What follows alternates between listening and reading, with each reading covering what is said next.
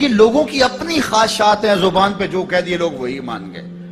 میں نے دیکھا ہے کہ بعض اوقات لوگ 1 گھنٹے کی تقریر سننے کے بعد بھی پھر بھی کہتے ہیں نہیں اصل ہمارے خاندان میں وہ واقعی منحوس ہے، فرق تو پڑتا ہے۔ جب اللہ کے محبوب نے کہہ دیا لا تیارہ، کوئی منحوس نہیں ہے، نہ دنوں میں منحوس، نہ ساعتوں میں منحوس، نہ افراد میں منحوس، ہمارے الو بھی منحوس نہیں ہے۔ تمہارے اندر کی برائیاں ہیں جو مجسم ہو کے تمہارے سامنے آتی ہیں، اس لیے کوئی منحوس نہیں۔ ہمارے والدین نے بچپن میں ہی ہمیں یہ باتیں اچھی طرح سے ازبر کروائیں اور ہماری تربیت اس طرح کی کہ ہم الحمدللہ کبھی بھی ذوف الاعتقادی کا شکار نہیں ہوئے۔ تو آپ بھی اپنی اولادوں کی ابھی سے ایسی تربیت کریں کہ ان کا توکل اللہ پر ہو، ان کا توکل اللہ کی بابرکت ذات پہ ہو اور وہ اسی پہ بھروسہ کرنے والے ہوں۔ جب اس پہ بھروسہ کرنے والے ہوں گے تو زندگی سوکھی گزرے گی، کبھی مشکل آ بھی جائے گی تو پریشانی نہیں ہوگی کہ دیکھیے کبھی خنداں کبھی گریاں، کبھی اللہ کچھ عطا کرتا ہے کبھی کچھ عطا کرتا ہے۔ وہ محمود غزنوی کو بوڑھے لوگ محبوب تھے لیکن سب سے زیادہ محبوب ایاز تھا، تو ایک دن اس نے اس کو خربوزہ دیا تو وہ چٹخارے لے کے کھا رہا تھا۔ بادشاہ نے چکھا تو وہ کڑوا تھا، کہا ایاز یہ تو کڑوا ہے؟ تو کہا کہ حضرت ہاں کڑوا ہے۔ تو کہا پھر تم مزے سے کھا رہے ہو؟ کہا ساری زندگی ساتھ سے میٹھی نعمتیں کھائی ہیں، آج ایک کڑوا مل گیا تو پھینک دوں؟ جب اس پہ توکل ہوگا تو کبھی تکلیف آئے گی تو بندہ کہے گا کوئی بات نہیں، جے سونا میرے دکھ وچ راضی تے میں سکھ نو چلے ڈاواں، تو بندہ کہے گا ٹھیک ہے کوئی بات نہیں ہے، یہ اس پہ بھی میں خوش ہوں۔ تو جب توکل اس پہ ہوگا تو پھر بندہ اس تکلیف میں بھی لذت لینے کا راستہ نکال لے گا۔ اور اگر یہ ہو کہ اس منحوسہ کی وجہ سے یہ سب کچھ ہوا ہے، کچیچیاں چڑھیں گی اس کے اوپر کہ اس نے یہ کیا ہے، مار دوں قتل کر دوں، اس کو چھوڑوں نہ، زمین پہ رہنے کا حق ہی چھین لوں اس سے کہ اس منحوسہ کی وجہ سے یا اس منحوس کی وجہ سے یہ ہوا ہے۔ کوئی کسی کی وجہ سے نہیں ہوتا، یہ ہماری اپنی بدعمالیوں کی سزا ہے۔ اگر کوئی ہمیں نقصان در نقصان ہو رہا ہے تو توبہ کریں۔ 70,000 لوگ ایسے ہیں جو بغیر حساب جنت میں جائیں، ان کا کوئی حساب نہیں ہوگا۔ اللہ اپنے کرم سے انہیں یوں ہی جنت عطا فرمائے۔ صحابہ نے عرض کی یا رسول اللہ صلی اللہ علیہ وسلم وہ کون ہے؟ تو آقا کریم نے شرف میں کانو لا یکتوون، یہ وہ لوگ ہیں جو اپنے جسم پہ داغ نہیں لگاتے، مخصوص نشان جسم پہ لگا لیتے ہیں، یہ فلاں بزرگ کی نشانی ہے، یہ فلاں جو ہے وہ شہید کی نشانی ہے۔ اللہ نے جب تمہیں سالم الاعضاء پیدا کیا ہے تو اپنے بدن کو تم کیوں نشانی؟ اس نے ساری نشانیاں لگائی ہیں، اس کی نشانیاں اتنی پکی ہیں کہ اس نشانیوں میں فرق بھی نہیں لگتا نا۔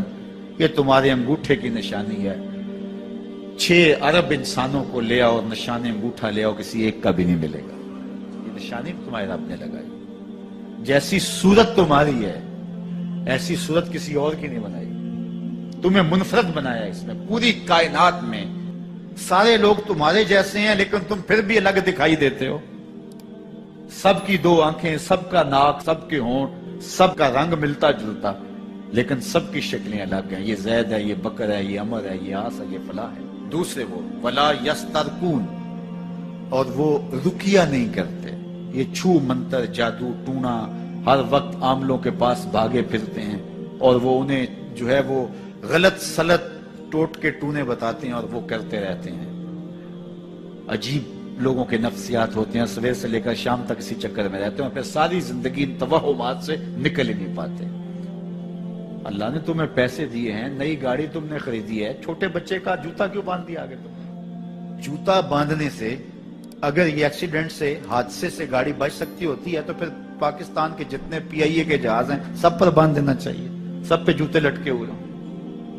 عجیب تم نے فلسفہ تراشا، کسی نے جو ہے وہ کالی رنگ کی پٹی باندھ دی نیچے جس سے اس کو نظر نہیں لگے گی۔ گھوڑے کے پاؤں کے نیچے جو کھری لگی ہوئی ہوتی ہے کچھ لوگوں نے اپنے گھروں میں وہ باندھی ہوئی ہوتی ہے کہ اس سے ہمارے گھر کے اندر کوئی مصیبت نہیں آئے گی، کوئی تکلیف نہیں آئے گی۔ کسی نے ہنڈیا اپنے گھر کے اوپر الٹی رکھی ہوئی ہوتی ہے، یہ ہنڈیا بچا لے گی، اور میاں ہنڈیا کیا بچائے گی تجھے؟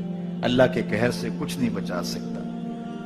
جب تمہارے اوپر کوئی مصیبت نازل ہونی ہے تو کچھ نہیں بچا سکتا۔ اگر بچنا چاہتے ہو تو پھر اللہ سے استغفار کرو، اللہ تعالیٰ کی تسبیح کرو، اللہ کی تحلیل کرو، میرے حضور پہ درود پڑھو، پھر دیکھنا کہ مصیبتیں ٹلتی ہیں یا نہیں ٹلتی۔ تو یہ خام خواہ کے رکیے اور یہ عامل لوگ جو ہیں ان کا تو کام ہی یہی ہے. ان کا کام چلتا ہے لوگ ذوف الاعتقادی میں مبتلا رہے اور یہ کہہ دیتے ہیں کہ آپ کے خاندان میں ایک منحوس عورت ہے، یہ اس کا کیا ہوا ہے، تو کوئی نہ کوئی منحوس تو پہلے ہی انہوں نے طے کر رکھی ہوتی ہے، فوراً ذہن وہاں جا کلک ہو جاتا ہے.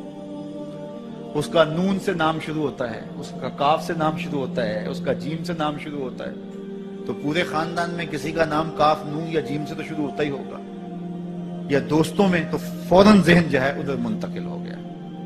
اب یہ بابا جی نے بتا دیا ہے، ہاں اس نے یہ بات کی تھی، کچھ باتیں یاد آنے لگی، اس کاف سے شروع ہونے والے نام کے ساتھ نفرت پیدا ہو گئی. اس بابے نے نفرت کا کاروبار کیا ہے. اس نے تو 100 روپے 200 روپے لے لیے، لیکن دو انسانوں کے اندر نفرت ڈال دی. اس کا گریبان کل قیامت کے دن پکڑا جائے گا. ان ملنگوں کے پاس، ان ذوف الاعتقادی کو پھیلانے والوں کے پاس کبھی نہ جاؤ. تمہیں مصیبت پڑی ہے، تمہیں لگ رہا ہے کہ شاید میرے اوپر جادو ہے، تو پڑھو نا سورہ بقرہ، جادو جڑ سے اکھڑ جائے گا. 40 دن اپنے گھر میں سورہ بقرہ پڑھو، برکت ہوگی. کہتے ہیں مولوی صاحب 40 دن تو نہیں پڑھی جا سکتی، 2.5 پارے، ہمیں کوئی تعویذ ہی کر دیں. ہم شارٹ کٹ چاہتے ہیں نا، روزانہ صبح 2.5 پارے سورہ بقرہ پڑھے، یہ تو ہم سے نہیں پڑھی جائے گی. تو آپ کوئی تعویذ ہی لکھ دیں. کاروبار میں برکت نہیں، میں کہتا ہوں پڑھو نا سورہ واقعہ، 3 رکوع ہیں، برکت ہوگی. ہم کہتے ہیں ہمیں تعویذ ملنا چاہیے، بس وہ ہم گلے میں رکھ لیں، بٹوے میں رکھ لیں، پرس میں رکھ لیں، اور ہمارا کام ہو جائے، ہمیں کچھ بھی نہ پڑھنا پڑے، ہمیں وضو تک نہ کرنا پڑے، نماز نہ پڑھنی پڑے، اور برکت ہو جائے. ایسے برکت تو نہیں آتی. بیٹے کی شادی کی، بہو گھر لائے، ابھی 2 دن نہیں گزرے تھے، کاروبار میں نقصان ہو گیا، یا گھر کا کوئی فرد فوت ہو گیا، یا کوئی جانور مر گیا، تو کہا کہ یہ منحوسہ آئی ہے تو ہمارا یہ نقصان ہو گیا. اگر وہ نہ آئی ہوتی تو پھر یہ نقصان نہ ہوتا، پھر تم قیامت تک جینا تھا، یا اس سے قبل تمہارے کبھی نقصان نہیں ہوئے. تمہارے گھر کے اندر بیٹیاں موجود ہیں، یہ بھی کل کسی کی بہو بنیں گے، اور ان کا بھی کوئی نقصان ہو سکتا ہے، اور یہ بھی منحوسہ قرار دی جا سکتی ہے. پھر تانو تشنی کے تیر جو ہے وہ اس کے اوپر لگائے جانے لگے. کتنی زیادتی ہے، کتنا ظلم ہے، کسی کا دل توڑنا، کسی کا دل دکھانا، کسی کو منحوس قرار دے دینا. از خود تمہارے پاس کیا سند ہے؟ تمہیں الہام ہوا ہے؟ کیا حجت ہے، کیا دلیل ہے تمہارے پاس کہ کسی کو تم نے منحوس قرار دے دیا؟ کتنا مکار ہے انسان، اپنی بدعمالیوں کو، اپنی نیت کے کھوٹ کو، اپنی نیت کی کوتاہیوں کو، اپنی سستیوں کو، اپنے عمل کی کمیوں کو دوسرے کے اوپر مڑ دیتا ہے. کاروبار تو نے صحیح نہیں کیا، نقصان ہو گیا. صبح 12 بجے اٹھ کے تو گھر سے جا رہا ہے اور نقصان ہو گیا. تو نے 2 نمبر مال بیچا، آج پکڑا گیا اور نقصان ہو گیا. تم نے ٹیکس نہیں دیا، تم نے زکات نہیں دی، تم نے دروازے پہ کھڑے ہوئے سائل کو جھڑکا، نقصان ہو گیا. یہ تمہارے پاپ ہیں جو مصیبت بن کے تمہارے سامنے آتے ہیں. یہ تمہاری بے تدبیریاں ہیں، تمہاری ناحکمتیاں ہیں، یہ تمہاری بے احتیاطیاں ہیں، یہ تمہارا تکبر ہے، یہ تمہارا غرور ہے، یہ تمہارا عجب ہے، یہ تمہاری ریاکاری ہے، یہ تمہاری خیانت ہے، یہ تمہاری دھوکہ بازی ہے، یہ تمہارے قلب کے اندر چھپی ہوئی نفرت ہے جو آج تمہیں مصیبت بن کے جس کا سامنا کرنا پڑ رہا ہے. یہ تمہارے اندر کے عیب ہیں جو مجسم ہو کے تمہارے سامنے آئے. اللہ تعالیٰ نے قرآن مجید میں ارشاد فرمایا وَمَا أَصَابَكُم مِّن مُّصِيبَةٍ فَبِمَا كَسَبَتْ أَيْدِيكُمْ. جو تمہارے اوپر مصیبت آتی ہے وہ تمہاری اپنی کرتوتوں کی وجہ سے آتی ہے. بیماری آئی تمہارے پرہیز نہ کرنے کی وجہ سے آئی. بیماری آئی تمہارا زیادہ کھا لینے کی وجہ سے آئی. بیماری آئی تمہارا نامناسب غذا لینے کی وجہ سے آئی. بیماری آئی وقت پہ سوئے نہیں، وقت پہ اٹھے نہیں، تم نے کسی سے زیادتی کی.